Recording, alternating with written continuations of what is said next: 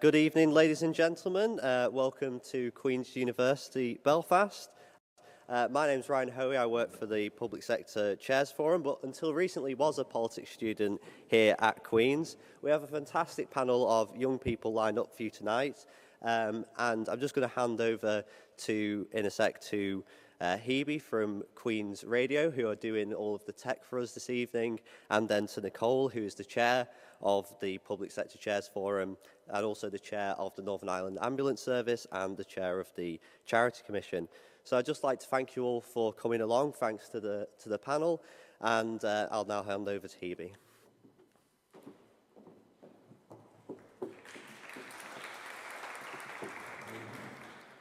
I just want to take an opportunity here to briefly say a few things. Most importantly, thanks Ryan and the Northern Ireland Public Sector Chairs Forum for inviting Queen's Radio here today. It's an amazing opportunity to see young people engage with the public sector and platforming their important work. At Queen's Radio, we are passionate about youth engagement, and I'm really proud to say that we have a great team here tonight, giving up their time to promote the work that these young people are all engaged with. So thank you, all of them. We have expanded the small station hidden in the top of the SU building into a media outlet that has represented the student body across regional and national media. Queen's Radio was delighted to be awarded Silver Best Student Radio Station from the Student Radio Association. And if you know any students joining Queen's University, or maybe you're thinking of coming back to university yourselves, send them our way. Or come and have a chat to one of us, as it's all we ever talk about. So again, thank you for including us tonight. And I'm looking forward to working with the young people here today as I progress into leadership positions that I have no doubt they'll hold later.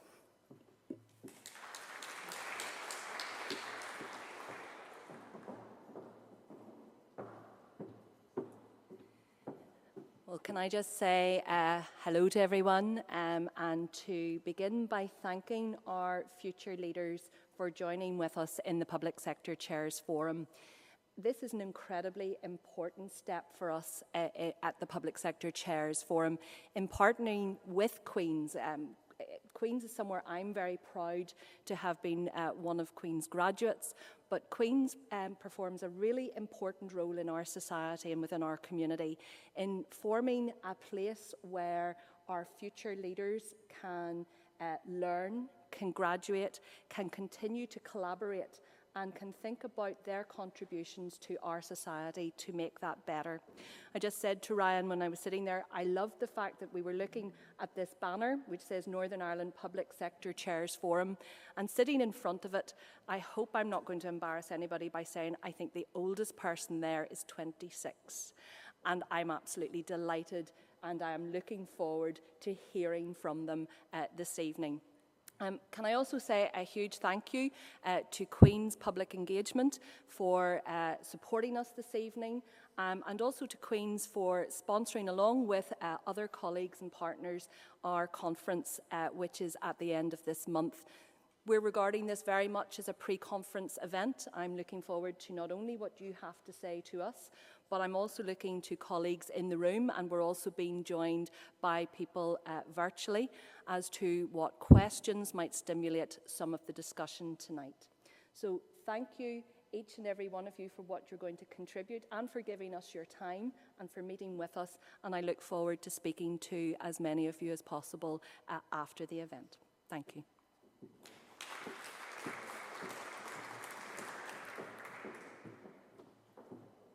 And it now gives me great pleasure to introduce the Vice-Chancellor of Queen's University, Professor Ian Grier.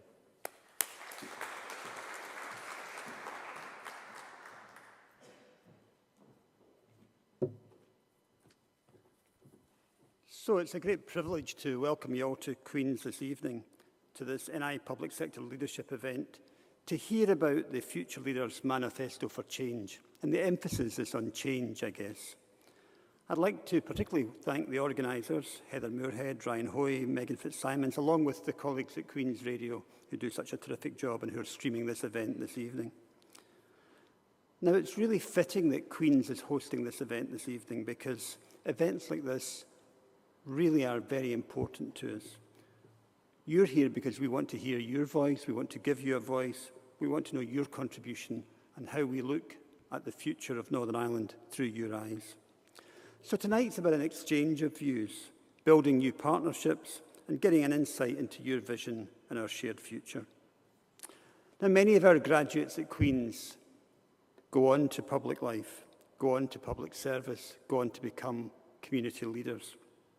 And at Queen's, we believe not only in producing graduates with terrific technical skills, but also graduates with the ability to think differently, to solve problems, to work collaboratively, to make a real difference to our society. And as we emerge from the pandemic, that partnership approach has never been so important. Partnership, I guess, is a key theme for us. It's embodied in our social charter, which was established in 2017, which is all about the university's commitment to giving back to society. And that civic contribution is also echoed in our new strategy, a strategy which seeks to use our internationally leading research, our high-quality education, to deliver local impact, changing our society, changing our economy for the better. So we're taking that place-based approach to what the university does. A good example is our Queen's and Market Development Association work. That's a community academic partnership with the markets, tackling disadvantage, looking at how we deal with improving the outcomes for young people through tackling poverty, dealing with deprivation, and perhaps most importantly, empowering the communities themselves. Or I could talk about the Greater Shankill Children and Young People Zone, another example of university place-based approach in true action. This model harnesses both the community and the university people together to create and test novel solutions to seemingly intractable problems. One area I'm particularly proud of is widening participation. Queen's has got a remarkable record. 32% of our undergraduate students from Northern Ireland at Queen's come from the lowest two socio-economic quintiles. That's a remarkable achievement and emphasises how important it is to ensure that people can come to Queen's, people can access Queen's regardless of their financial situation. And that's something we're fully committed to going forward. The pandemic created enormous stress for our society. Many people were displaced from their employment. Queen's immediately stepped in. Within a few weeks, we'd put on a series of courses which attracted more than 500 people for 6-month courses that could allow them to change jobs in a new sector. So we were turbocharging the transition to the knowledge economy, if you like. Even though it was through COVID, we made a real difference. And we did that through working in partnership with DEFI, the Department for the Economy, who helped us put on these courses. At the table earlier, we're just talking about the importance of that partnership working. Because we can't do any of this on our own. We can only do it by working in partnership. We need to create a virtuous cycle, a cycle that works because we've linked government, universities, business and industry together, a triple helix, if you will, but that triple helix goes into that virtuous cycle, continually driving forward our society and our economy. And of course, it's difficult to imagine Belfast and Northern Ireland without Queen's. We deliver enormous impact. Again, we should all be proud of the fact that Queen's economic impact is £1.9 billion a year to the UK economy. That is really impressive and really substantial. We're also rated as one of the best entrepreneurial universities in the UK. In fact, currently we are #1 and have been for 2 successive years. Despite our small size, our geographical position, which brings its own challenges, the best university for entrepreneurial impact. That's something to be proud of, something to shout about, in fact. Because for every £1 invested in research, an additional 3.9 are generated for the economy. We're also very good at working with industry, at working with business. We do that through knowledge transfer partnerships, which are supported by Innovate UK. So you take a problem in business or industry, and you take a university-based solution, and you put them together with an associate in the middle. We've got 107 projects across Northern Ireland. We're the leading university in the UK for doing that, taking university solutions to industry and real-world problems. But perhaps the best example of collaboration, that partnership, are the regional city and growth deals which exist across Northern Ireland. We're obviously closest here to the Belfast region city deal, That is a true collaboration between the City Council, between the universities, between the other anchor institutions, and business and industry, and of course, enabled by government. That's the new model that we have to grasp. We need to work with government, with industry, with our key institutions to make a real difference, because only by working together will we deliver success. I have to close, however, with a problem, because despite all that success I've told you about, seeing significant funding cuts in the higher education sector, we've been asked to model some significant cuts to the higher education budget, and we understand the financial pressures. But what we need at this time as we move into the knowledge economy, what we need at this time is there's a substantial increase in the number of young people between 18 and 24 forecast over the next few years, is actually more support for higher education. And it shouldn't be seen as a cost. It should be seen as something that's incredibly valuable because of the massive return that you get on investment. So I do hope, despite the modelling that we're having to do, these cuts won't come to fruition, because I'm concerned that if they do, will damage a very exciting opportunity that we have here in Northern Ireland, an exciting opportunity to work together to make a real difference and to drive forward our economy and, perhaps more importantly, drive forward our society. So I'm looking forward to hearing the outcome of this successful event. Unfortunately, I can't stay for the discussion as I have another engagement, but I know that it's going to be successful because I can see from the mood around the table and from the chatter here on the stage that we're all on the same wavelength, a wavelength of partnership and success. Thank you very much.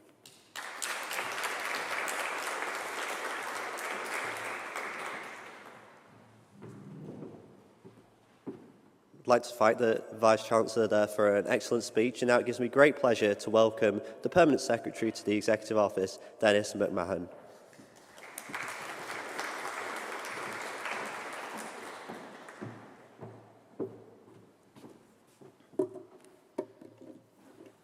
Good evening, everybody. I'm delighted to be here. Just want to build on some of the comments that we've had already and really maybe take a slightly more personal look at some of the issues that we're dealing with. And the reason for that is I've been asked to discuss three areas: priorities for the executive, engaging young people in public service, and the importance of public sector leadership. So with your agreement, I'll go through those in reverse order. Starting with the importance of public sector leadership, it's probably worth saying a few words about what that is. I mean, we say these words and sometimes we just don't really think about it. Basically, there are 217,000 public servants in Northern Ireland. That doesn't count then all of the people working in different sectors, community and voluntary sector, all the people working with us. And those people serve all of the 1.9 million people here, but actually that's not a stable population either. The population changes all the time, and it's changing more and more all the time, and that's one of the big strengths of our society increasingly. It's worth thinking about the fact that we serve every single person that lives here. It's worth thinking about what sort of responsibility that means, and it really means the responsibility to ensure that everyone reaches their full potential for themselves, their families and their communities. It means protecting the most vulnerable people in society, and in our department, for example, we've recently started some work on mother and baby homes. We've been doing work around victims of the Troubles and victims of historical institutional abuse, and those are just some examples. Each of those groups of people are people, and they have multiple dimensions. It's not simply, I have needs in this area. Typically, if you've got needs in one area, it tends to be multifunctional, and that's part of the challenge. So people in public service provide educational opportunities, they protect and enhance people's well-being, they stimulate the economy with key investments in order to create high-quality jobs, and Ian's talked about some of that. And they seek to improve well-being across society. And do we always get this right? Well, of course not. Given the scale of the challenge, there'll always be excellent examples, and I can give you plenty of those, and there are plenty of problems, and that's one of the great things. There's always another problem to come along. You never get to the end and go, right, we've got that sorted. That's just not the way it works. This is why we need outstanding leaderships at every level of public service, and we need a culture that supports that. So what does great leadership mean in the public sector? Well, when people discuss this issue, I suppose I always point them to a personal example, so I'm sorry for doing this. Every single speech that I do, and by the way, I should say two things. I'm going to make two confessions. Number one, I failed my 11 plus. In modern terminology, that's the transfer test, okay? I'm not bitter about it, but I am going to retake it any day now and just get over it. The other thing is, I studied 7 years at Queen's, and this is my first time in the Great Hall. I did graduate, but not here. So just anyway, I'm really bowled over by this. So every one of us has individual needs and aspirations, and that's why I use the example of teachers. I suppose it's worth asking at this point if any of you have ever had an excellent teacher, whether in school or out of school, a tutor or a lecturer. Anybody had a really, that person who just, yes, we've all, okay, that's great to see it. Thank God we've all had some, at least. In fact, you probably wouldn't be in this room. You'd be elsewhere if you had at least one teacher. But I suppose,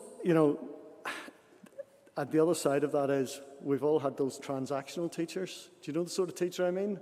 The one says, well, I don't know, maybe you didn't have a teacher like this. I had one who used to go, I'll not spoon feed yous, and then hand you a load of documents out and say, learn it, do it, and that was that. So I can track my own background down to one teacher because I failed my 11 plus and I experienced something called low self-efficacy. I did psychology here, sorry. And there's a thing called the Locus of Control. And if you have a high internal locus of control, you're confident, you'll tend to do better in education, you'll tend to do better in life, you'll be healthier, you'll have a better job. And if you have a low locus of control, or an external locus of control, you tend to think you're blown by the winds of fate. I was blown by the winds of fate. That was my experience. So I've had both sides of that, and I understand it. So I can track this down to one teacher who believed me when I failed everything up to that point. And the person treated me as an individual with opinions and ideas that mattered. Now, that's not just a personal story. That's all our stories, I hope. And I think it was an English teacher in particular who brought Bob Dylan in. Now, for those of you a certain age, I don't know if you know about Bob Dylan. I have to say, even at that stage, I thought, who is that? To be honest, because I was a bit of a punk rocker. I know, don't be fooled by the suit. And our slogan was never trust a hippie. Anyway, I can honestly say that this person helped to turn my life around. And I think, this is more than just a personal story. This is the difference between transactional services, which you need. We need transactional fair services because everybody needs to know they're going to get a standard service. But on the other hand, you also need personalized services that help people to transform into something different. So a culture which promotes transformation is an honest, authentic culture about what works and what does not work. It's open without hidden agendas, and it's based on a genuine desire to improve people's lives. It's the leader's job, in my view, and these are all my views, to promote this culture whether or not they are a manager. So I don't care what your job is. I know a toilet attendant in North Down who is absolutely a leader. Absolutely a leader, has changing facilities, has introduced changing facilities for women to come into, for families to come into, and has made a huge difference. Just personal leadership, no role, no big job title. And that's the kind of thing we're talking about, leadership. Sometimes more leadership than the likes of me. If you think about it, human potential is infinite. That sounds like a trite statement, but it is absolutely true. Every single person in this room, even the older people like me, has the capacity to change, to form new beliefs, to learn from the people around them, and to make a difference in somebody else's life. That positive effect is like a ripple, and when enough ripples move across our society, then we have a culture that supports everyone and leaves nobody behind. We have a culture that promotes creativity, art, music, well-being, and ensures that people have the basic requirements to fulfill their aspirations. So in a very real sense, each of us has the opportunity to create the world of possibility or a world of pain, and for ourselves and for others. Which brings me to your own life experiences, particularly young people here. It's of course vital that young people are engaged in public service, but I don't see that as a problem for young people. I see it as a problem for people like me.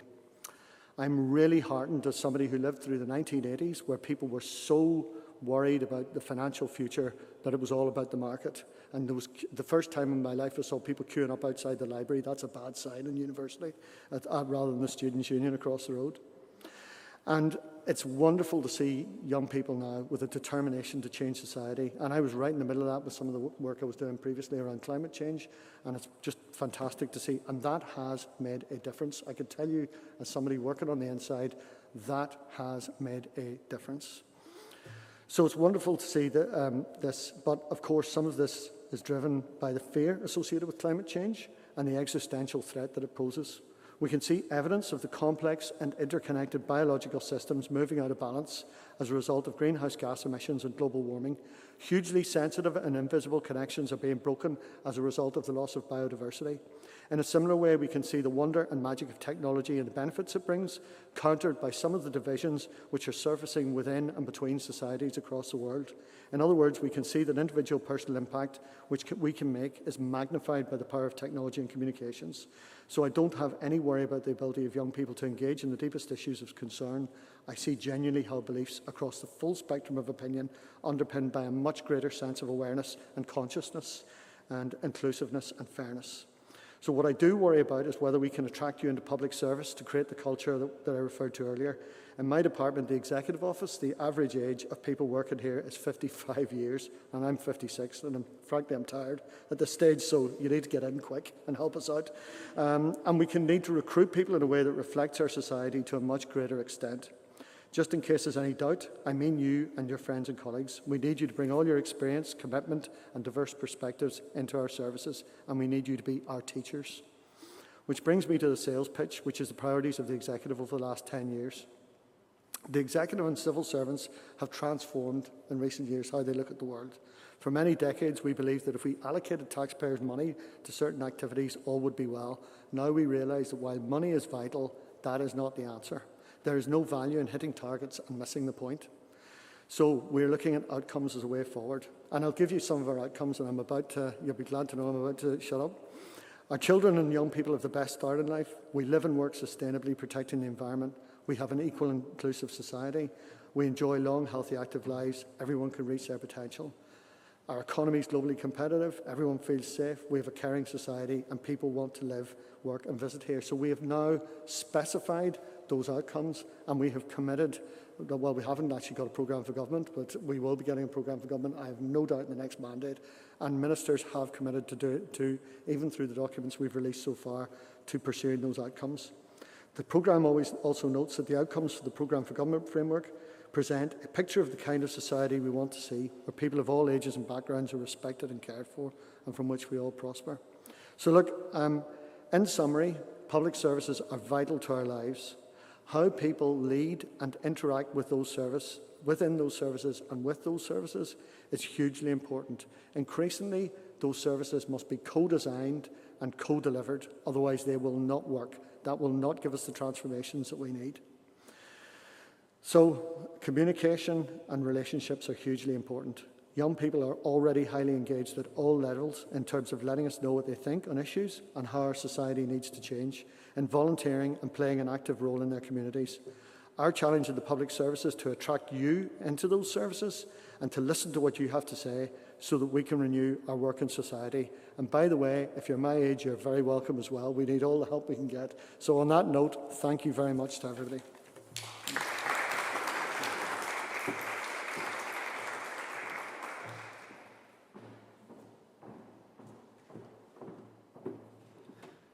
Thank you to the Permanent Secretary for a very interesting and engaging speech. But now we hand over to our excellent panel and to Mr. Thomas Copeland, Head of The Scoop at Queen's Radio. Hello everyone, well thank you very much for coming. My name's Thomas Copeland. I'll be guiding us through this discussion. Here's what we're going to do. In the first 20 minutes or so, our panel's going to introduce themselves and we'll start to try to grapple with the questions that we're here to address.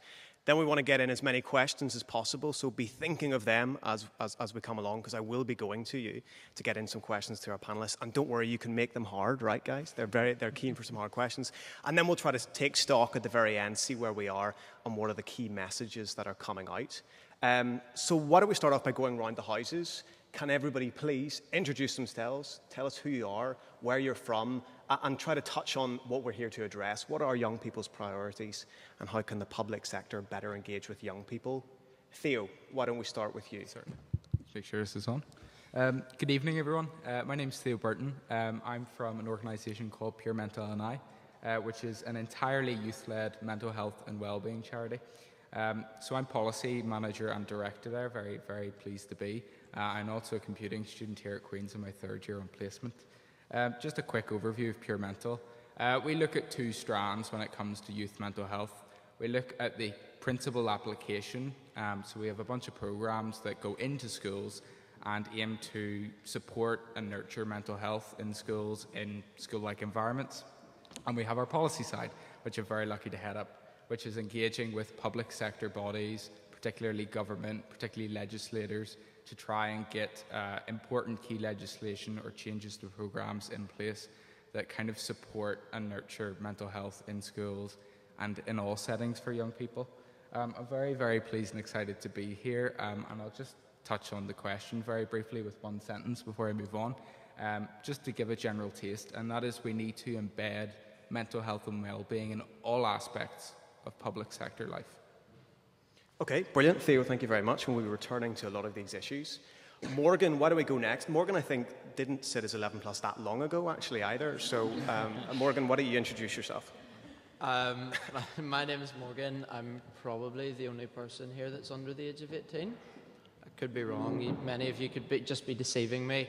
I'm the president of SSU&I. The Students' Union was formed August 2020 out of a need for student engagement with the Department of Education, which I'm sure you all remember was, making decisions about exams and about our education without any consulting students and the people who it was actually affecting. The union represents 40,000 students, and we don't take that lightly. We do put pressure. Our job is to put pressure on the department, put pressure on SIA and EA to make sure that they're doing the best thing possible for students.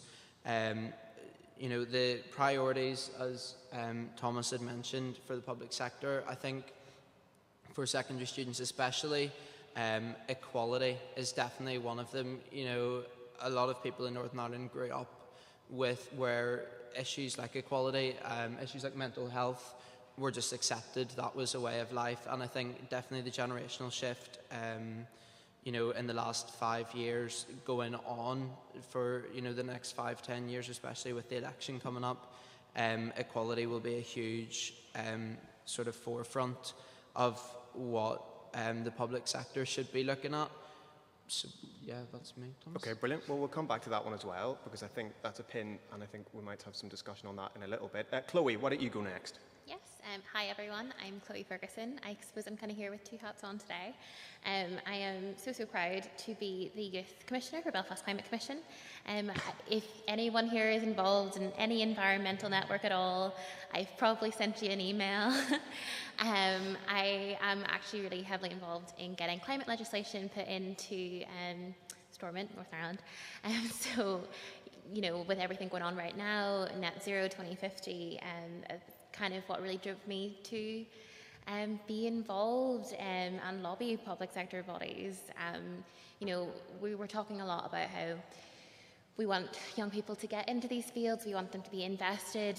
We talk a lot about public service, but for that to happen, it needs to be serving, it needs to be helping. It's not about the bottom line, and I think that is such a massive thing. Obviously, money needs to help us along on that, particularly for a just transition into a green economy.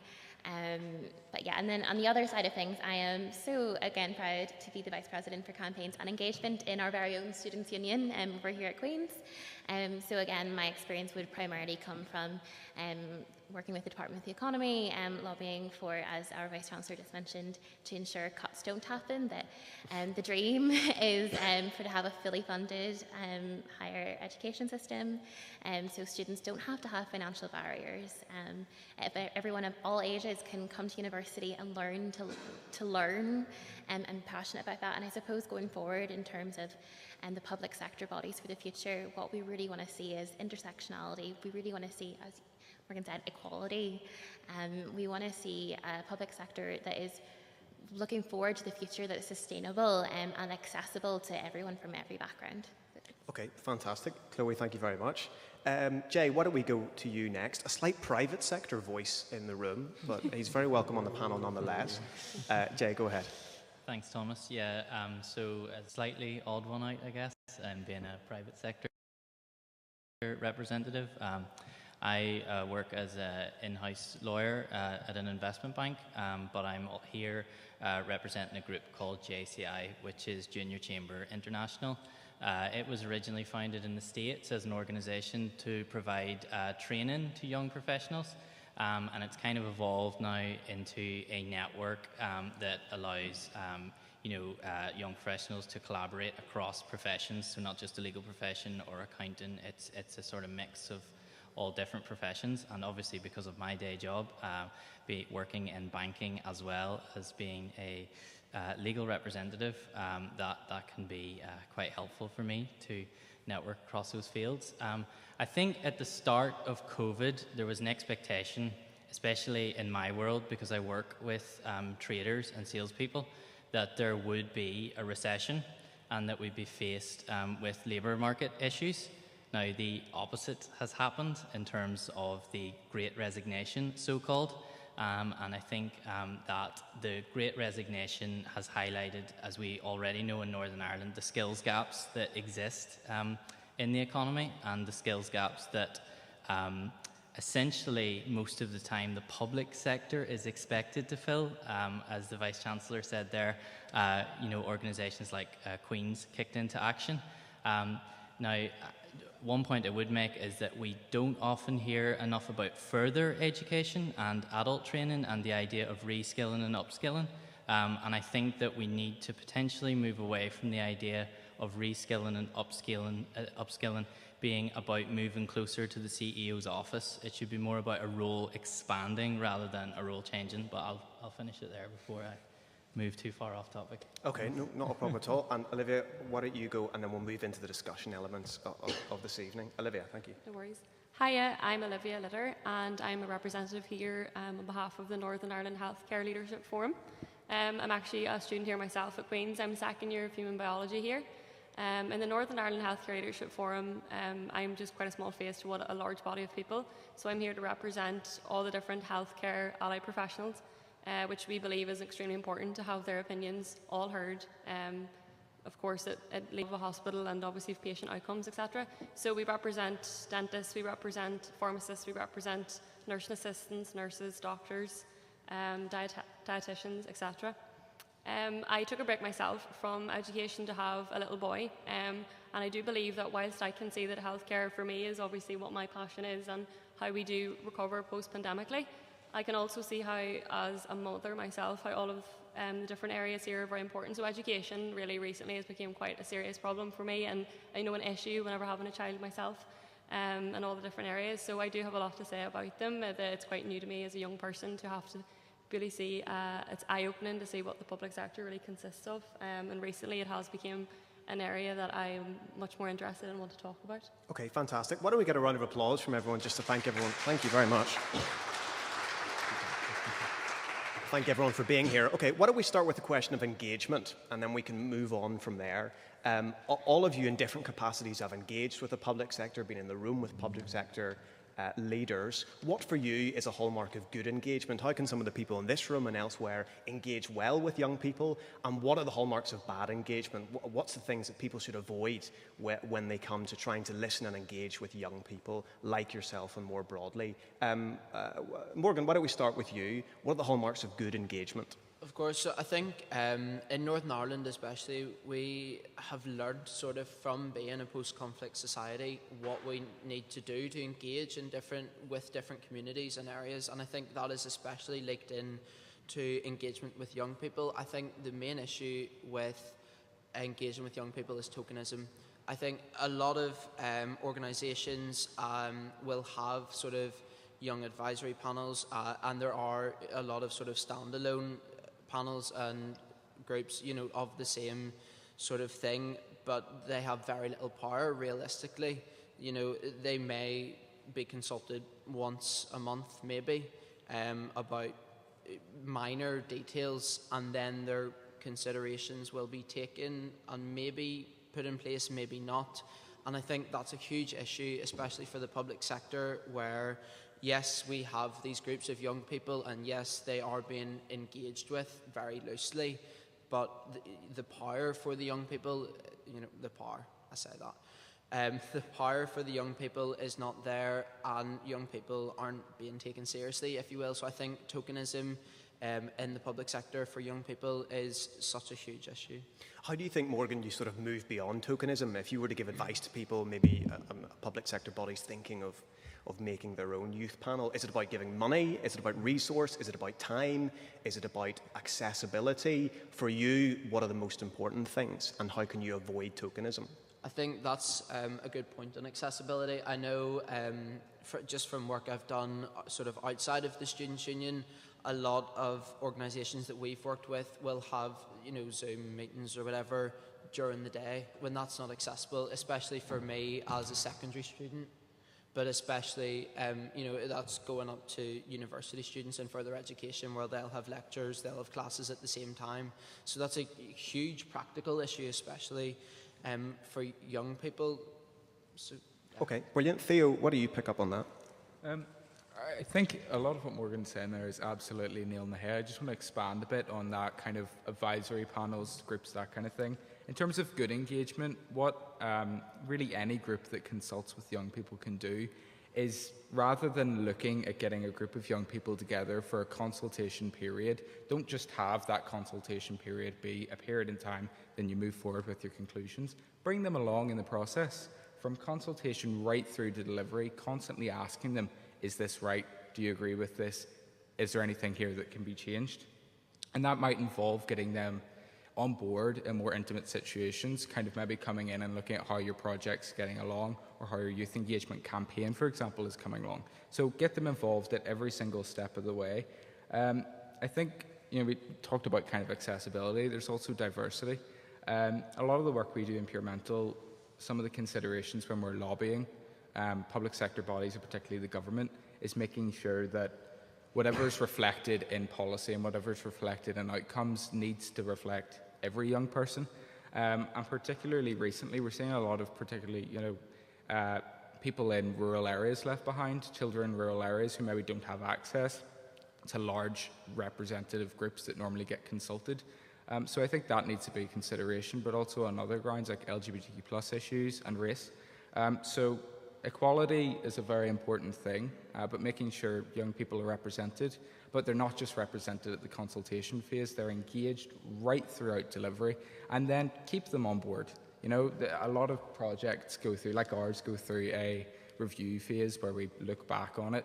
Bring them back for that too, because young people, when you give them the chance to engage, you'll find you don't really need to get much encouragement going. They'll just give. Okay, absolutely. Olivia, what are your thoughts on that? How do you structurally engage with young people in a way that's positive and not tokenistic? I think you have to think about the fact that you need to get students that are representing a greater body of students. I think often people that go into these positions of student body to represent are people that are already interested in public sector issues. For example, we're obviously very passionate about our areas. I certainly couldn't talk to you about the economy, which is probably quite problematic because it's extremely relevant to the healthcare sector. So I think that we should be trying to bring in students, or getting a student body that really is representative of people from different communities, different backgrounds. It's certainly very important to get people from poor socioeconomic backgrounds as well, because these are massive issues for them. These are probably arguably issues for them, if anything. So I do think that people need to take the time whenever they are trying to gather a student body, that they are getting a student body that is truly reflective of Northern Ireland. Okay, Chloe, what are your thoughts on that? It's interesting, isn't it, that we all know each other, and I wonder if that's telling in itself, and that's not a reflection on selection of panel. It so happens that if you look in Northern Ireland, it is typically the same faces you'll see repeatedly. What are your thoughts on moving, first of all, that structural issue? How do you involve young people in a way that isn't tokenistic? And how do you move beyond just getting the same faces every time and sort of go one level deeper than that? I think it's a brilliant question. It's something that I've been thinking about a lot recently, particularly, to kind of go back to your first question. Young people are not afraid to get into the nitty-gritty. You can talk seriously with them. You can tell them what the actual problems are. They're experiencing it themselves. Young people are faced with incredible pressures, whether that is because they want to go into further education and higher education, but they're trying to figure out, can they afford to do that? Would it be easier for them to go into a different sector? You know, we're constantly looking at young people who want to be involved in change, and they want to be brought on that journey and educated. But even when we look at the public sector and we look at what that actually constitutes, you know, not every young person actually knows, well, what is publicly funded, what's not publicly funded, what's a private company, what's whatever.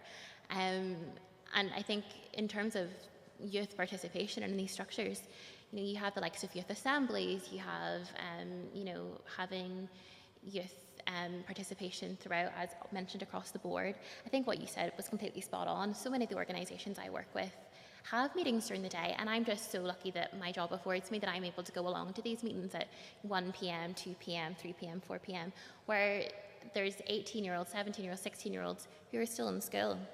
And then around the point of moving from just having the same faces, my area of passion, which has been mentioned, is to lobby to get increased climate legislation, to go for a just transition, and to really ensure that net zero was on the agenda for Northern Ireland for really ever now.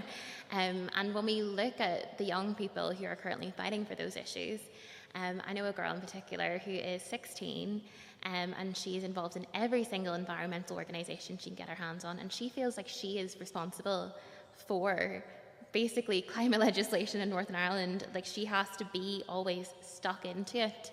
And part of that is resourcing and education.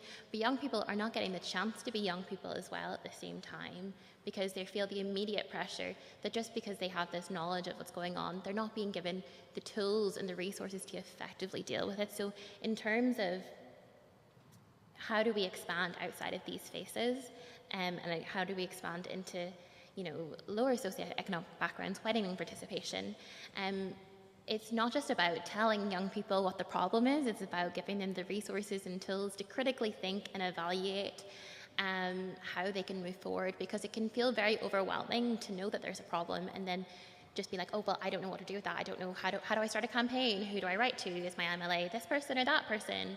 And so it's really about that education piece all the way throughout, and having those resources online, going where they are. Social media is like everywhere now. We just know it is, and we have to kind of jump on that, because otherwise things are going to move on and bodies are going to be left behind.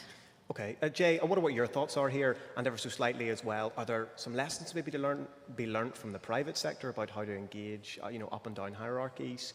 What are your thoughts? Potentially. I sit on an engagement committee at my workplace, so I'm used to that idea of having to be a representative of a real broad cross-section of people. You know, it's not just young people, obviously, it's people of all ages. I think that in terms of consultation and what Chloe was saying there about giving young people the tools, you know, I think an important aspect of that has to be data.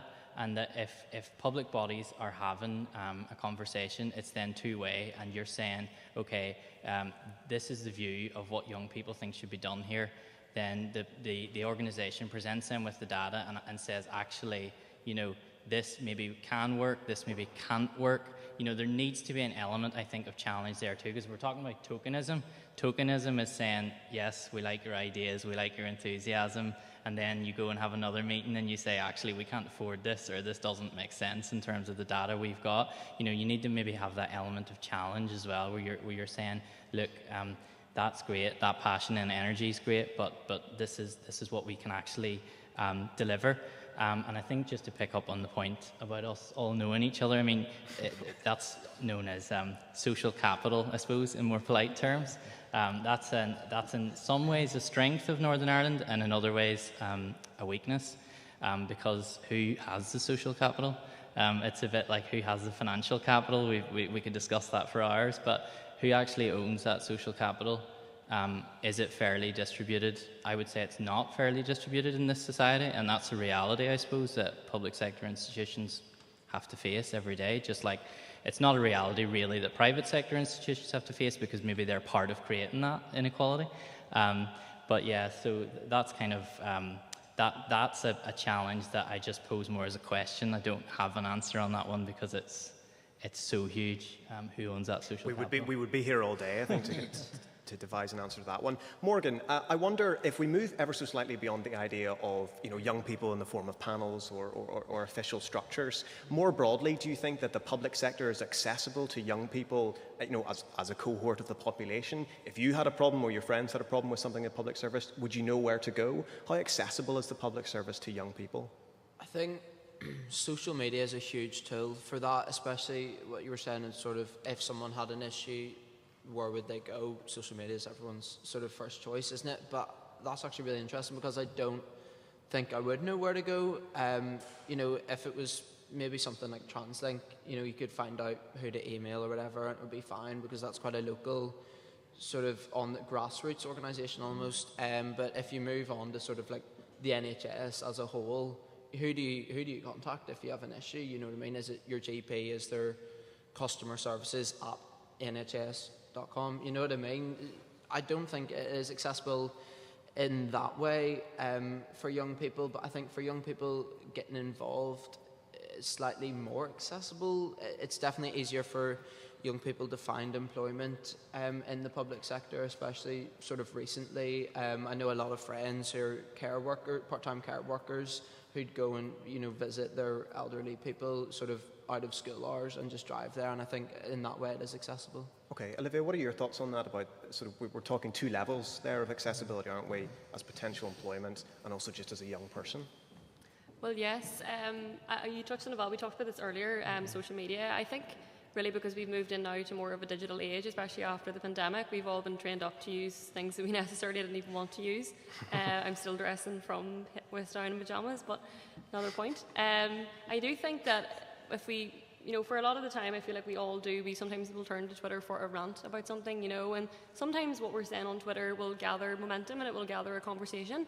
And I think that Twitter shouldn't be underestimated, or even Facebook, but mostly Twitter, I would say, shouldn't be underestimated for people to contact us through Twitter. There are times where if you want to make a complaint to Tesco, at Tesco, you will get a response very quickly because it matters to them, their image, etc. And I think that maybe it should be the same with us. If there is a conversation that's gathering momentum and it is about maybe the public sector, they mightn't be happy with maybe, as you said, maybe a TransLink use, or they mightn't be necessarily happy with something within healthcare. Should these sectors be reaching out and talking to them on Twitter? I think it would be a really good idea. Okay, Theo, what are your thoughts on that accessibility question of the public service in Northern Ireland? Well, in order to be able to access a service, a young person needs to be aware of its existence in the first place. And I think if you took a straw poll of a lot of young people, particularly on the younger side, and you asked them what is a public service, they'd maybe list hospitals, schools, and maybe transport. And now, that's fairly right, but there are a lot of young people, for example, that branch this into mental health a bit, who would very, very much so benefit from specialist services that fall under the public sector and service umbrella, like addiction services, special services for SEN needs and things like that. And those services are there in many communities, but they don't know they exist. So awareness is a really thing that gets bandied about in mental health, talking about awareness of services or awareness of issues. But those services, which are crucial services, which do fall under the umbrella of healthcare and public sector support, they do need to be pushed more to young people. Signposting is great, but you need to get to the point of being signposted as a young person to become aware of those things. I think it would be better if we had greater awareness of having addiction services in our society as a normal thing.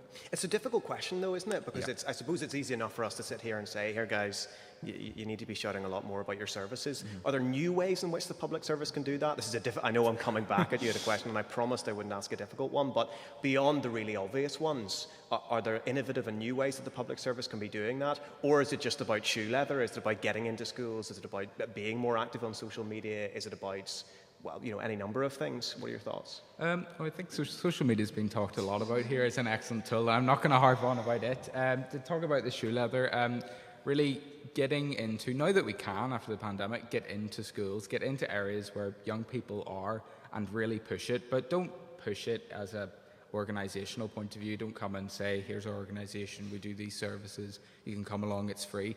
You need to really relate to the young people so they listen and they sit there, don't fall asleep in assembly and think, here, this isn't for me. They need to pay attention and they need to be aware of those services. And I think a really, really good vassal of doing that is actually youth leaders and kind of those who work in the youth service. They are fantastic at getting young people clued up, engaged, listening to whatever information they're giving out. So, I mean, obviously the youth service falls under the public sector. I'm wondering if there's some kind of, you know, we're talking about cross-departmental or cross-organisational work here. I'm wondering if there's some kind of intersection there that can happen. Do you remember the TransLink bus? Does everyone remember the TransLink bus? That was one of my highlights of my primary school experience, was the TransLink bus coming along. If we talk, okay, let's move on then slightly. If we talk collaboratively, do you think, because what we want to avoid in the provision of public service is, I suppose, decompartmentalised, and each of you has a specific brief, and we've talked a little bit about what that is. How do you think if each of your specific briefs relates to one another, and how can you get a cohesive approach to the provision of public services if we start at all of your levels? Can you relate and understand how the areas in which you're interested in are important or rely on what other people are interested in? Jay, do you want to start with that? Well, beforehand, you know, I was talking to Olivia about healthcare and essentially how we access it as end users. And there might have been a traditional assumption that the younger demographic wasn't going to access that service to the same extent as you go up into the older demographics. But because of the work of Theo and others, you know, there's a huge revolution now in recognising mental health as being on par with physical health. Those old stigmas and old attitudes are thankfully dissolving. So that presents a challenge in itself, because then we're saying that this traditional assumption that you need to provide maybe more services tailored towards the elderly needs to be, you know, rethought out, and obviously that's a difficult one because it's about resource prioritization as well, and I think even in terms of not to go too far back onto the idea of how do you engage, you know, with these key stakeholders, the temptation with any kind of engagement is that you go to gatekeepers in the community. And I think all organisations, public or private sector, need to challenge themselves and think, is this person the right stakeholder that I'm going to, or is this person a gatekeeper? So if I'm going to a teacher to try and engage the views of young people, is that as productive as just going to the young people? Because it can be very tempting a lot of the time to use gatekeepers. Okay, absolutely. Chloe, what are your thoughts on that collaborative question? How do each of your briefs relate to one another? 100%. I think, you know, it's all, and it's what I said at the beginning, it's intersectional. You know, so many young people, I don't have the specific statistic off the top of my head, I think it's 82%. There was a mass survey done of kind of the knowledge base of climate change amongst 13 to 24-year-olds in Belfast. And it was 82% were very anxious about climate change, and they didn't know how to deal with it. They didn't have the tools, they didn't have the resources. It just seemed like this big scary thing, whilst at the same time the organisation or body that they trusted the least out of the results of that survey was the government. And so when you balance those two things up together, it's, you know, you look at a just transition, you look at financial provision for moving forward, which connects into like economic brief, education. We need to be using climate literacy. It's about preparing young people for a future that they're going to have to live and endure. Maybe endure is a bit harsh, but you know, it's about recognizing that these aren't solitary issues, just as you pointed on, Thomas. And to go back just very quickly to your previous question around accessibility. Around how, you know, do young people know these services are here? When does a young person stop being a young person? If they don't find out when they're young, will they ever find out that it's there? I think there's across kind of the sector, the board generally, and there's that massive education piece. So particularly, I think just in terms of preparing for the future, so, you know, sustainable development, sustainability, equality, intersectionality, it all kind of ties in together into this massive picture of we need to do more. Okay, I want to come to questions in just 1 second. I have one more question to ask, so be thinking of a few questions and we'll come to them in just a second. As a final before we move to that. The theme for the conference is reset and recovery. How has COVID-19 changed all of this? Has it changed the way you view the role of the public sector, what you expect from the public sector, the expectations that we should or shouldn't put on the public sector? And I suppose nowhere is that more clear than perhaps the healthcare service. So Olivia, why don't you start us off on that one? How has COVID changed all of this, and what are the next steps, having recognised that? Easy question, that one, by the way. The weight of the world on my shoulders right about now. A massive question. The pandemic has arguably shown light on cracks in the area of the public sector, obviously, to say in the healthcare, certainly. I can only speak from what I know about. I did read an article recently that was written by the CEO of Knightsbridge, the private hospital, and to be honest with you, his advice for how to be a success as what he was as a healthcare model was that consideration should be taken into the fact that maybe because the NHS is publicly funded, we don't actually know where the funding is going. I think that there needs to be maybe a consideration of the remodelling of the NHS in terms of it's run quite like a business, that there are managers and leaders put at the very top that are making decisions, they're accountable, there's transparency, we know exactly where the money is going, and we can talk about where the need is going in the NHS. So I think in terms of post-pandemic recovery, there needs to be more transparency in terms of where the money is actually going. That's probably a much bigger conversation than for tonight. No, but it's an important element to throw in there. Morgan, what are your thoughts? Obviously, your engagement in public sector and education has been characterised by the pandemic. That was the origins of it. Do you think differently? Do you think other young people think differently 2 years ago as they do now about the public sector? Definitely. I think the pandemic has made education issues, you said, sort of showing the cracks, and I think that's so accurate about education because there were so many teething issues sort of with it at the start of the pandemic, especially regarding exams. Sort of, I don't want to say everyone's an expert, but everyone has an opinion on it, and everyone, has issues with currently what is going on. And I think tying that in with the public sector, all students really, I think, appreciate more the public sector almost. Before, buses were just buses. It's that simple for a lot of young people.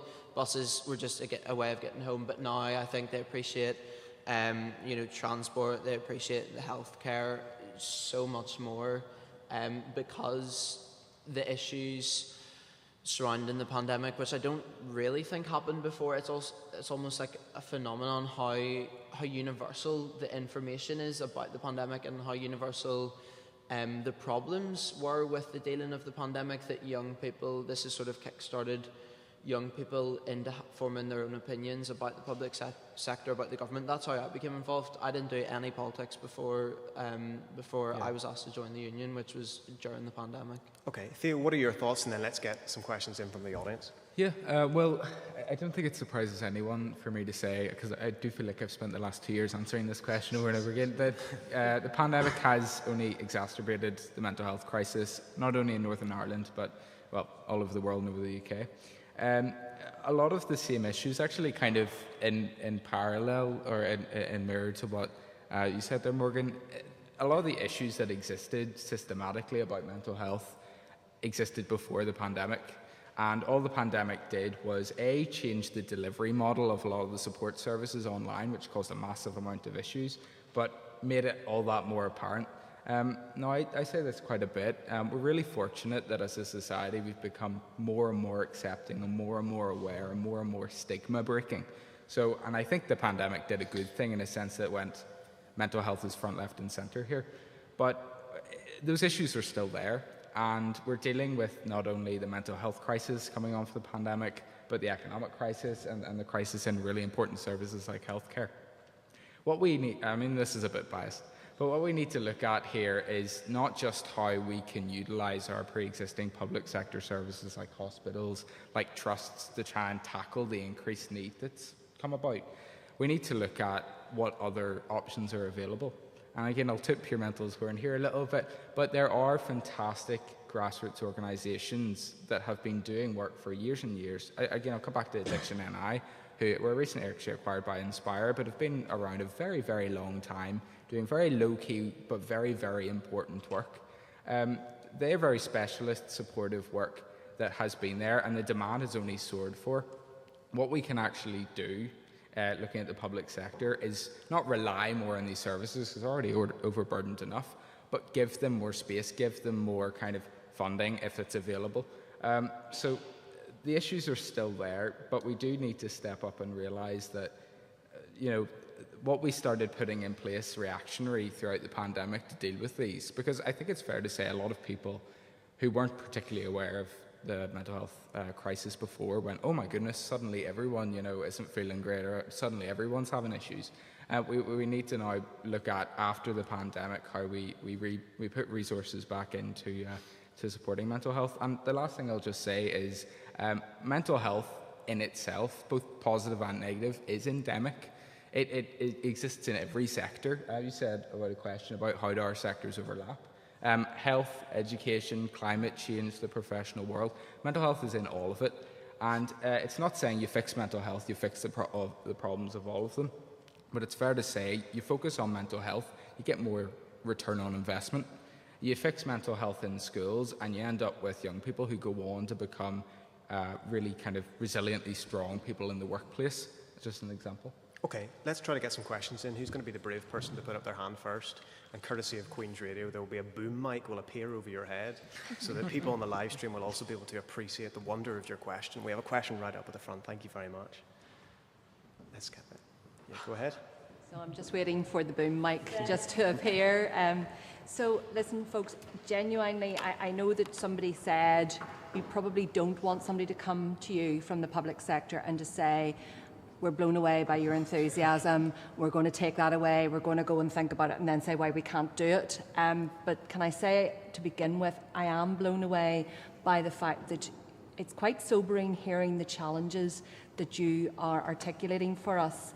But actually you're doing it in a very positive, and if I can use a word, if you'll forgive me, inspiring way that brings me back, and I wish I was 30 years younger to have the energy that I can see and hear and feel tonight. But I mentioned the word sobering. It is sobering. Olivia, I think you talked about the pressures that face young people, and we are here, many of us representing aspects of the public sector where we actually get to engage with you. So maybe this is a first step of us meeting with future leaders, may I actually say current leaders in your respective fields, to hear about some of this. But perhaps, Jay, to come to something that you said, you were mentioning that we come, we listen, we say that's great, and then we go away and we say, well, we can't do that because we don't have money.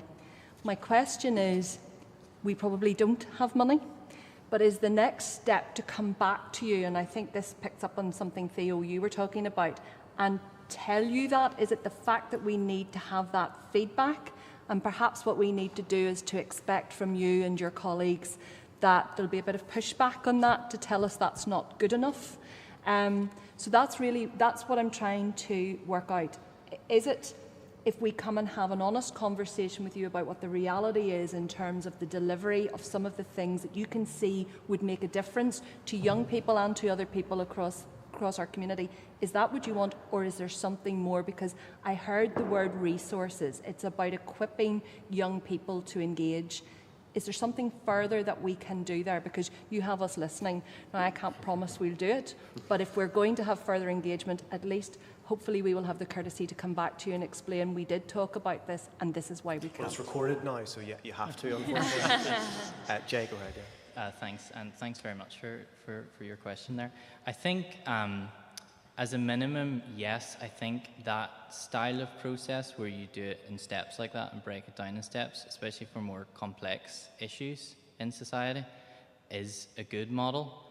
But I think when I mentioned it earlier, I used the word challenge, because I think that even in that first consultative stage, I mean, you want to give young people the voice and you want to give them the confidence, but if you know, even at that initial stage, that what they're saying is impossible, then I think challenge at that stage, although not to the point of saying, no, we're just not doing that, but challenge to say, well, actually, our data suggests that maybe investment in this area doesn't yield the results that people typically think it does, or that young people maybe think it does, and then you sort of break down the barriers because you break down potential biases that there might be to how things can actually be achieved. Now that's a very difficult model because you need to be ready and react essentially to what's going to come up at that first consultative stage. But with planning and with looking at very specific issues, it is possible. It's almost like a focus group, I suppose. I suppose it is. It's like that focus group model, essentially. Does anybody else want to jump in on that? And Morgan, I wonder if you mentioned resources. Is resources always money, or is it something more than that? Is it time? Is it attention? Is it provisions? What are resources? Because clearly, we all know that the public sector doesn't. There's no magic money tree, as we're so often told. What does resources mean to you, and in what ways are resources valuable? Yeah, I think that's really interesting actually, because obviously, public sector, you're budgeted, you have money that you can spend and you can't. And yes, that to a lot of people, resources is money, but to young people, resources is time, it's engagement, it's energy, it's being paid attention. We're not expecting to get 20 quid for every meeting for a youth panel for something, you know what I mean?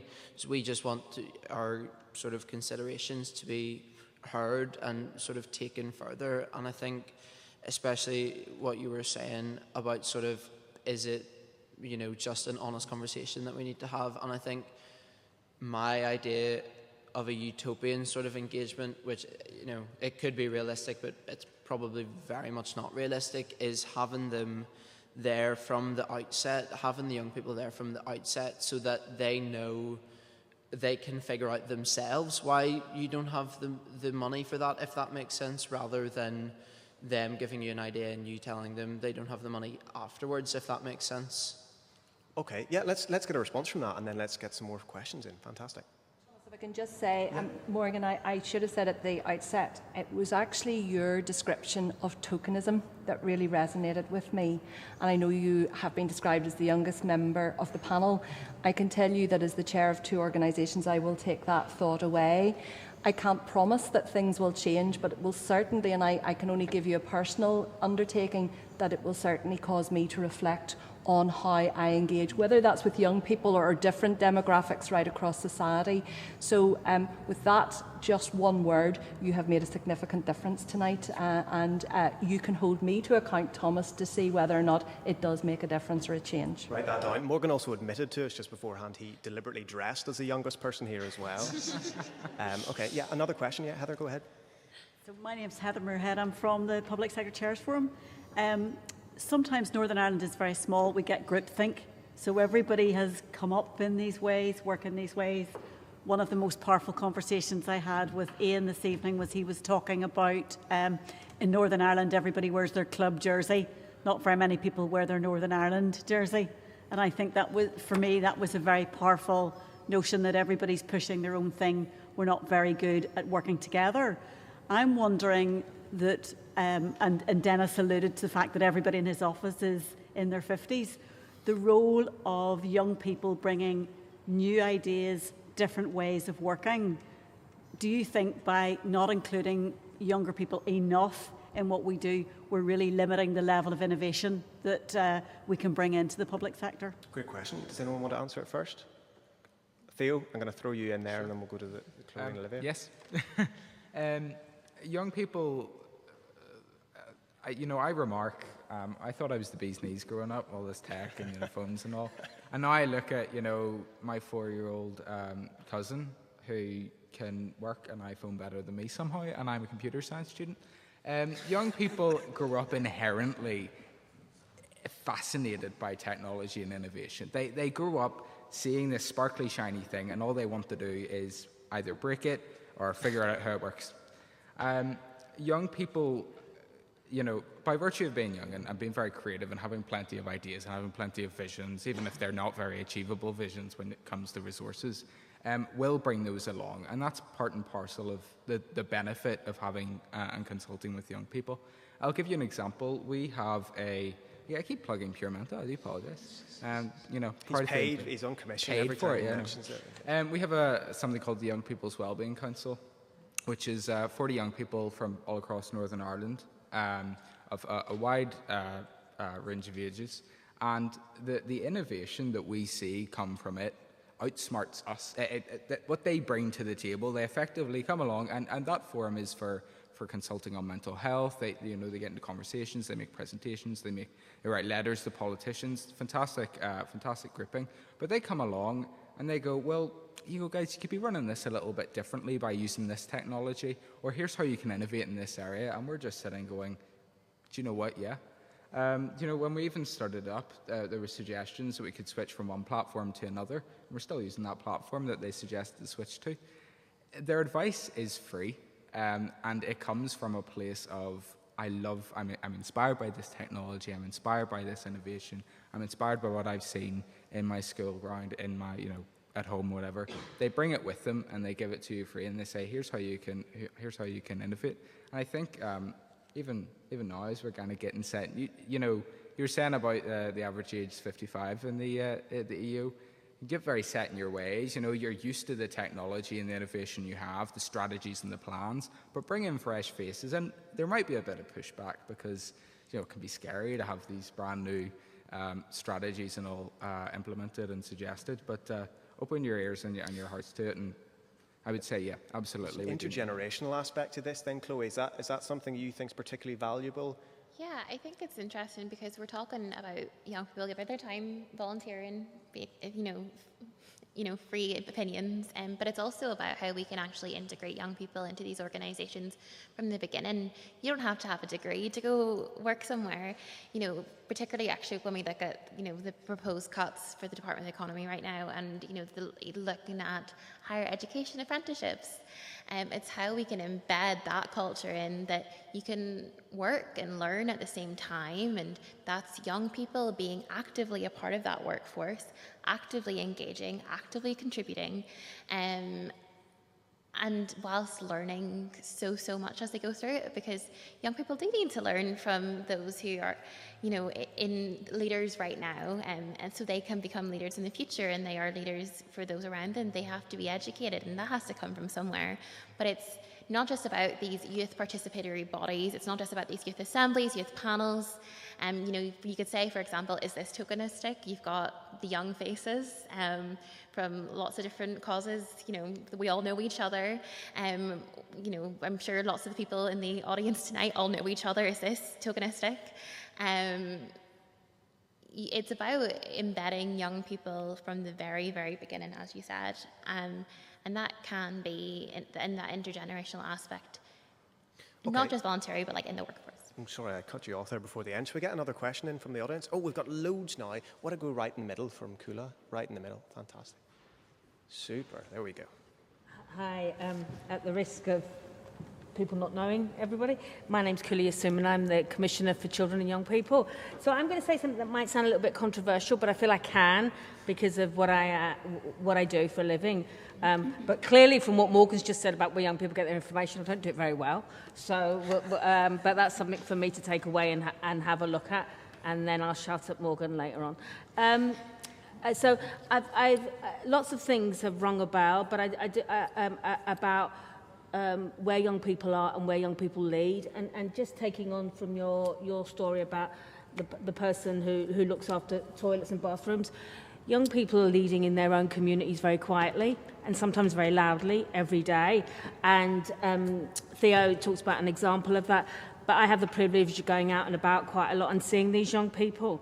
And it's about that conversation. This is a relationship that we have with young people about making the change.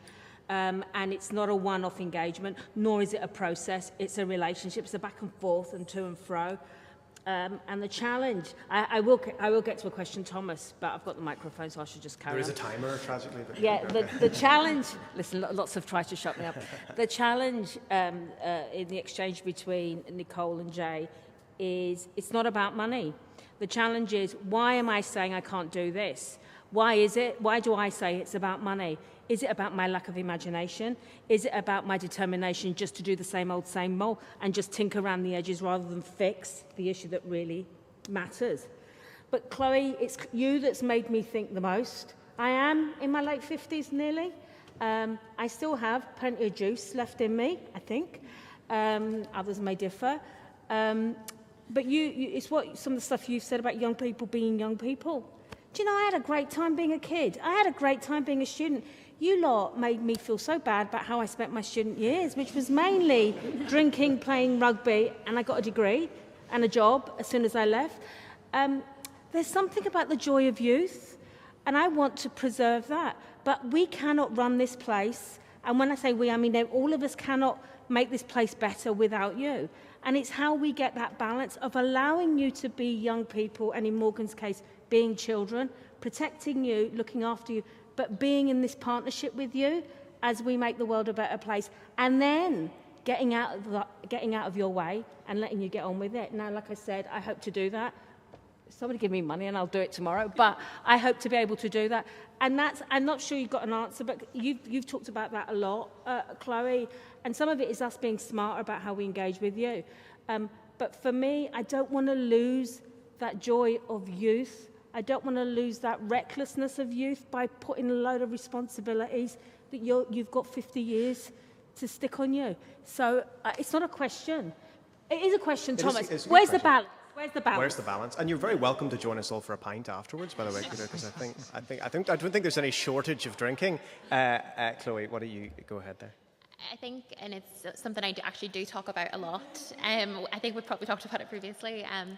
I think for young people, and again, I am just one young person in a sea of young people with different priorities, with different lived experiences. Some are carers, some are homeless, some are just got the world's weight on their shoulders. And I think it's about that choice. Young people want to choose to get involved. I know a lot of young people, and I don't want to speak for anyone on this stage, but almost at some stage don't feel like they have a choice but to be involved anymore. And that's because they don't know who's going to do it if they don't. And so it's about that widening participation, buzzwords. I think about being, again, smart, like you're saying, in developing those strategies. What Theo said is completely right. Youth clubs. When I was back in my teen days, I would have gone to my gone to my youth club leaders for advice and guidance over my parents. You know, and that's not a reflection of my parents, that's just who I thought knew things. And so it's about reaching out into those communities, rural communities, and even when we're talking about public services, transport in rural communities, everything seems to happen in Belfast in Northern Ireland, whether that is a rally or a panel event. Not everyone has access to actually get to Belfast, or if they have access to get to Belfast, they get to Belfast on 3 different buses, all at very specific times that just don't work for anyone.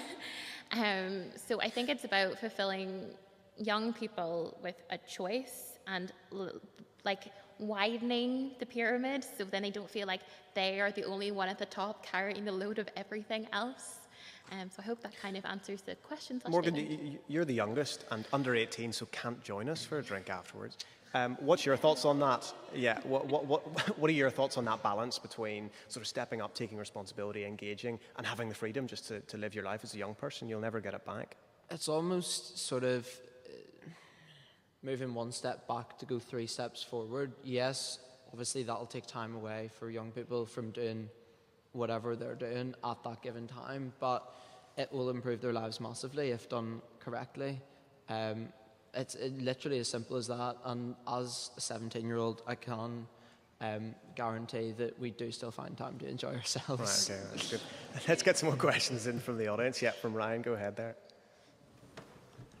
We've had our first online submitted question from Jim Livingston, which is a very simple question. Do you think leadership means being popular? Oh, Interesting. Okay, let's amend that ever so slightly and ask what the panel thinks is good leadership. What is good public sector leadership? Olivia, do you want to start on that one? Absolutely. It's kind of what I touched on earlier, which is getting people to represent something that are diverse. I think that if you have somebody that is, even speaking from yourself in school and stuff, somebody that's popular is generally somebody that is the definition of they're perfect. They're quite an unattainable character. They're not somebody you would necessarily want to approach. I think whenever it becomes a leader, it needs to be somebody that's humble. It needs to be somebody that's particularly vulnerable. They're okay to admit to their flaws. They're okay to admit to when they've gone wrong. We need to get people in leadership that are reflective of, different backgrounds, socioeconomic backgrounds. They need to be from a certain race. They need to be from a certain, LGBTQ community. Popularity is very much overestimated. I wasn't very unpopular, and I think I'm an okay person. I don't know about the rest of the panel.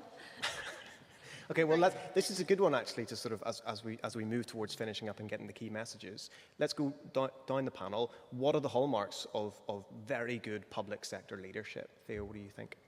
I think for me, the thing that stands out the most with a good leader is, and I think it shows no matter whether you're pretty extroverted or pretty introverted, is passion.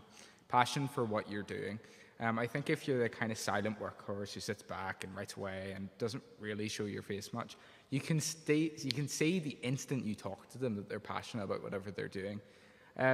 Obviously, passion is measured in different characteristics, but I think the most impressive speeches and talks I've listened to are people when they get up on that stage and they talk like they love it. And I do. I'm not calling myself a good leader or anything like that, but I like what I do. And I meet a lot of young people, and talking about that question about the joys of youth and youthfulness, they really want to do it. And they talk about leaving it and going off and doing uni or whatever, or mixing their lives or whatever. And there's a bit of resistance because they really enjoy what they do. They love the fact that at such a young age they can come to events like this and talk to people who have much more experience and go, here's what I want to change. That's my own kind of personal view, but passion is certainly something that makes a really good leader. Okay, Chloe, what are your thoughts? I 100% agree about the passion, but I suppose just what I would add on to that is about a really good leader is someone who brings people with them. And that is not just young people, it's people from all age groups. We've talked about tokenism, we've talked about gatekeeping, we've talked about making sure that it's not just one person making all those decisions. And, being a good leader does not necessarily mean that you always are the most popular person in the room. I had a really productive conversation with someone recently about what makes a good activist. Can you be in organisations and be an activist? Can you be, do you always have to be on the front lines of a rally, or can you do that in a boardroom, and what constitutes that? And, being a leader can maybe sometimes just saying the most unpopular opinion in the room, but sometimes those are the rooms that the change is going to happen in. And so it's about bringing people along with you on that journey, educating, and not just assuming that you know better than everyone, or that everyone in the same room has the same knowledge base as you, because everyone has their areas of specialism. And people want to learn, but sometimes are a bit shy about that learning process. So I think it's just, again, bringing people along and making that as accessible as possible. Okay, Morgan, what makes a good leader? I think the panel has sort of hit the three hallmarks of leadership to me, which is representation, sort of engagement with people and listening and taking on board their opinions and passion. I'm very happy to be president of the Students' Union. It's an honour for me. I would not like to be on the healthcare leadership forum. Not that I wouldn't be interested in the work that they're doing, but it's just not what I'm passionate about. People have their own passions, and that's sort of the driving force behind what makes all the rest will come if you're passionate about what you want to do. Okay, Jay?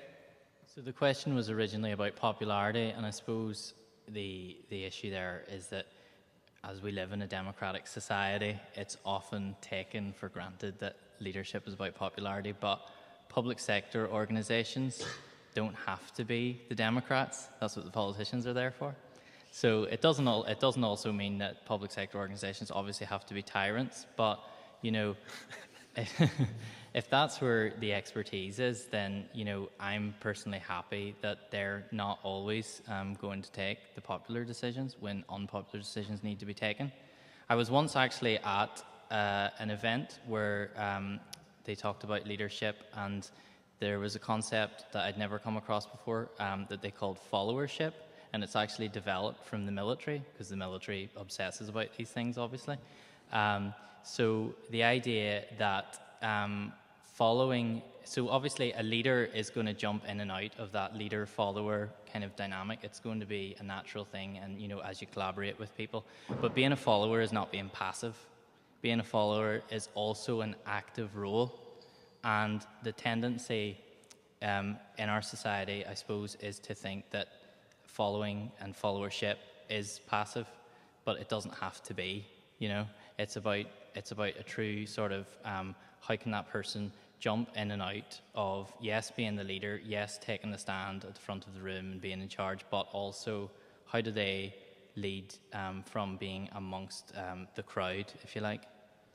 Okay, fantastic. I think we've got a good image there. Yes, why don't we get one more question in, and then we're going to do the key messages to take away. Thank you so much. Frank Bryan, Chair of Belfast Metropolitan College, so I was glad to get further education, a call out early in the day. But playing and building on your comments today, a key element in all of this has to be accountability. And you know, with public services and how Northern Ireland has developed, you know, we have made huge strides forward over the past couple of decades. But there's no doubt we need to go faster, we need to go quicker, and we need to be more alert to the opportunities. Ultimately, in terms of the delivery of public services, we are accountable. We're accountable through the Assembly, through our elected representatives, and as we lean in to an election in the next couple of months, I'm interested in terms of what your thoughts are and what your messages are to our political leaders in how you want to hold them to account for better delivery of public services. We'll bring in the politicians right at the end is a brilliant way to finish up. Chloe, why don't you start off? Not an easy question, but also in some ways the easiest. You know, in terms of that message to politicians, to those who are in the upcoming election, I think you need to be afraid not to be challenged, and when you're challenged, actually actively listen and maybe recognise that you can be wrong. Everyone is a human. But look and see what matters to young people, to just people generally. You know, there's such movement right now, and it's been discussed and touched on and prodded around like the marketisation of services, marketisation of education, you know, for further education, all those massive cuts. What do people want to see in the basics? And they want to see education, they want to see healthcare, they want to see a provision for just transition, they want to see mental health provision. And in terms of holding accountable, is that, again, go back to good old social media. More and more people are being educated, and it's up to us and how we shape their education on social and political issues. And, you know, there can be little silos of education here and there, but it's how we kind of push that forward, and that is going to start holding politicians to account more and more and more, particularly in the general election, because things can spiral, people can go viral, like it's just going to, I'm rhyming now, I don't know why.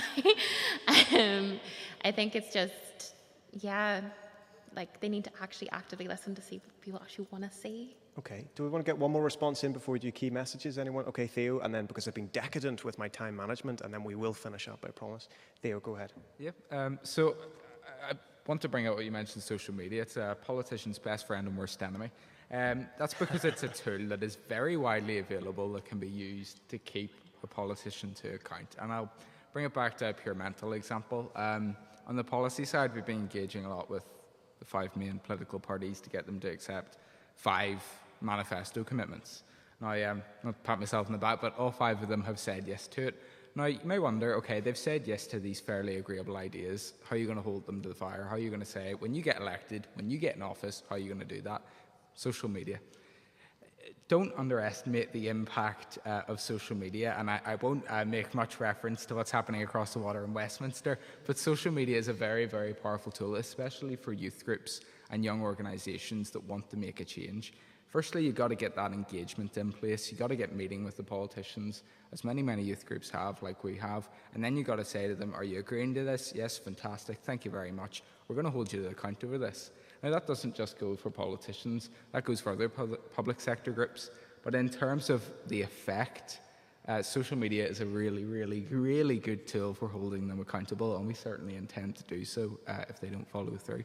And I hope other groups will too. There's a promise. Okay, Olivia wanted to say something this, and then we'll go in this order with a final message, a key message. Olivia, go first. I think there needs to be certain questions asked to the political leaders, such as how does the Department of Health plan on rephasing back elective surgeries? How are they planning on repaying the NHS workforce for what they have done during our pandemic, which was really something, considering the state of what the NHS is in at the minute. I think it goes a long way to say that the doctor, the nurse that is treating you and advising you to get good nutrition and to sleep well and to lower your caffeine intake is probably doing the complete opposite of what they're advising you to do. And I suppose the question to the political leaders is, how are they going to repay the NHS for what the NHS did in saving lives across the country? I think there needs to be a massive effort there on how they plan on rewarding the NHS for what they did and all of the staff as well. Okay, thank you, Olivia. Let's go in reverse order. A key message addressing some of these questions, and then we'll be finishing up. Jay, why don't you start us off? Yes, your question, you mentioned accountability, and the Assembly passed the biggest accountability mechanism probably in the history of this state in the net zero target, and it's going to inform everything that everyone does. I mean, Chloe's been, talking about it more than me, but it's really going to transform and disrupt, and essentially, yes, there should be a just transition in as much as there can be, but there probably also has to be an acceptance, and this has to be sold because we do live in a democratic society where politicians have to sell this, that standard of living will not increase at the rate that it has increased over the last 50 years, that it will potentially slow down and potentially decrease if we don't do this right. So that's the key challenge for everyone. And as we're seeing at the minute with cost of living issues around inflation, how quickly things can change, how quickly supply chains can break down, how quickly this disruption can come onto all of our doorsteps, no matter where we are in the socio-economic ladder. A sobering message to finish us up, Jay, from you. Thank you. Morgan, your final key message. How can young people, how can public sector leaders engage with young people? What are young people's priorities? I think just take the time, to be honest, to engage with young people and really sort of put the effort in, not sort of a half-witted attempt at speaking to a group of young people. And I think, which ties into my final message, but I want to be really specific about something, which is the brain drain, which is the sort of, to me, the ultimate sort of measure of accountability, which is, yes, you can promise to do something, but if you don't follow through and make life better and follow through on your promises, people will leave. And it's as simple as that. Young people are just fed up, to be honest. So that's why we need to engage. If we want to keep the brilliant, brilliant people that are born here, to keep them here, get them to contribute to our country rather than leaving to go to places where there's better work opportunities, more working governments than ours. That's my message, to be honest. Address the brain drain. Chloe, your final message. Yeah, I'll keep it short and brief. I think my final message is to just ask yourself, why are you doing this? Are you doing it for the bottom line? Are you doing it for young people? Are you doing it because you want to improve the standard of living? And, I think in all sectors and fields of work, it's something you sometimes have to bring yourself back to. Like, why are you pursuing this particular strategy? Why are you choosing this project? If there's not funding for the things that young people want to work on, why is that the case in the first place? Do we need to go back and actually evaluate and look internally? So it's just kind of holding yourself accountable to that question of why are we doing this? Is it actually improving the standard of life of someone? And if so, if not, then why is it happening in the first place?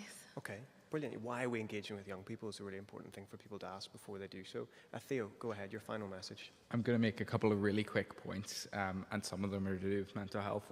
Firstly... How unlike you, Theo. How unlike me. The first thing I want to say is this is a public sector event, and we've talked about resources, we've talked about funding. If this is a private sector event, I'm sure I could be trying to sing some canaries and convince them to invest money here and there. But the fact of the matter is there's 1,000,001 things calling public services to spend money here and spend money there.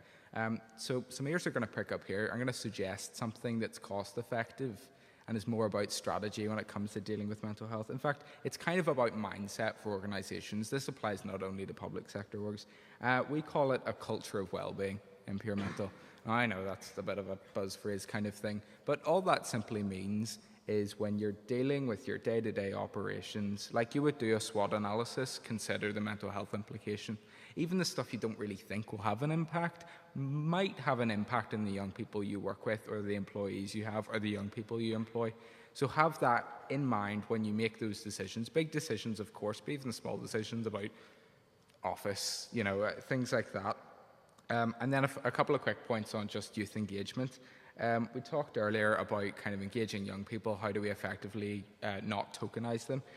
Avoid trying to interpret or guess what young people's needs are. Sometimes there's this kind of, I can kind of surmise what young people are going through. You need to ask them, because when you do ask them, they'll tell you. They'll tell you to your face. They'll be very straight about it, and they will tell you exactly what needs to be fixed, or they'll tell you what their issue is.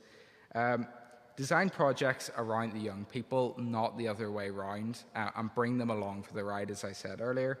And finally, kind of promote and recognise the big diaspora of mental health services in Northern Ireland. So very on brand. Okay, on brand from Theo. Olivia, a final message. What are young people's priorities, and how can the public sector better engage with young people? So I think the phrase sometimes is tossed about quite a bit when it comes to young people, and it's, young people want to change the world, and it's usually followed with a little bit of a laugh, and, we're quite naive to think that we can all do it, but, you kind of have to ask yourself, why can we not? Certainly speaking from this country in Northern Ireland, we're coming from, we've got parents, we've got grandparents that have been greatly impacted by the likes of the Troubles and of different thinking. I do believe that the young people coming through now are much more focused on what the priorities are, which are these sectors. We want to make things work, and we want to put politics, etc. aside. And I think that's important, because when there's people in senior positions, they might necessarily have the same thinking as we do. And I think the young people here in this country have done a lot for progression for certain issues, and I think that it would be a real waste really not to utilise that. We've got that much to our advantage. Okay, thank you all very much. Can I please have a very warm round of applause for our panel? Thank you.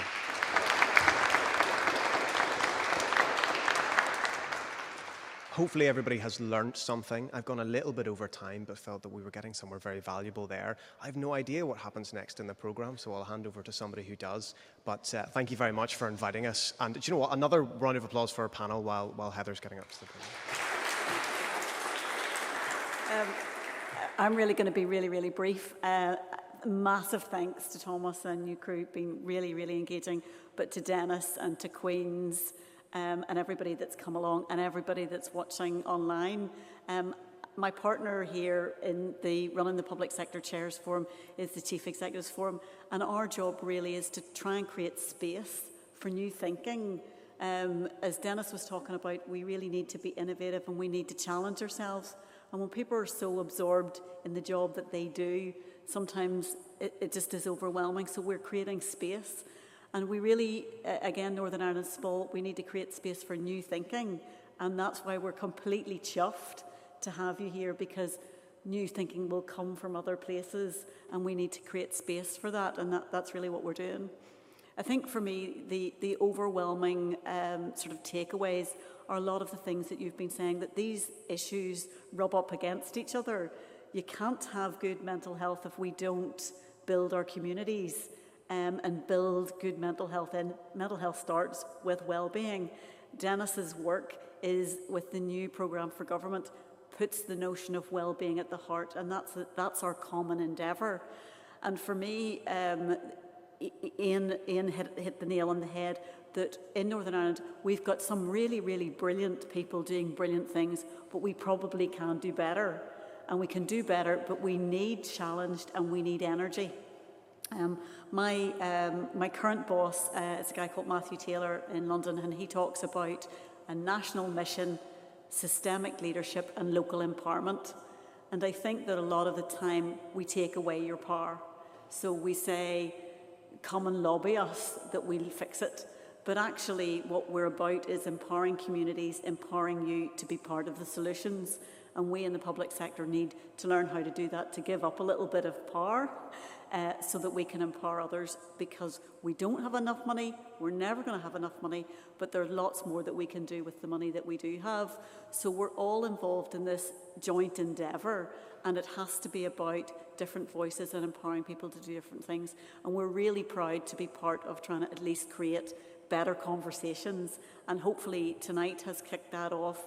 And we're going to have our main event on the 23rd of February. We'll be bringing some of these ideas, but these are the notions that we'll be returning to. And as you can see, Theo, I have a wee bit of passion too, because it's really, these things are really, really important to our society, and exactly all of the things that you've talked about, the climate change, the brain drain, how do we all have that common endeavour of making things better?